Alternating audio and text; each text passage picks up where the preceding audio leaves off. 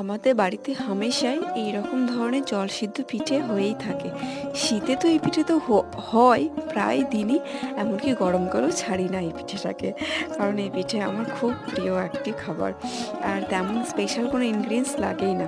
বাড়িতে যদি চালের গুঁড়ো আর তিল থাকলে ব্যাস এই পিঠে হয়ে যাবে।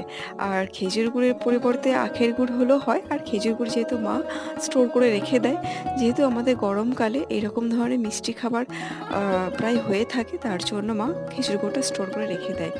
তেমন কোনো কিছু স্পেশাল ইনগ্রিডিয়েন্টস লাগছেই না। দেখতেই পেয়ে যাচ্ছ কীরকমভাবে প্রসেসটা করছে।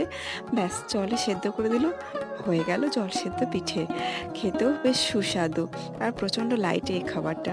আমি অফিসে প্রায় এই পিঠেটা নিয়ে আসি, বেশ পেট পুরে খেয়ে নিই। আর চালের গুঁড়ো যেহেতু থাকছে, ভাত তো পেটে যাচ্ছে, তাই না? চলো টাটা।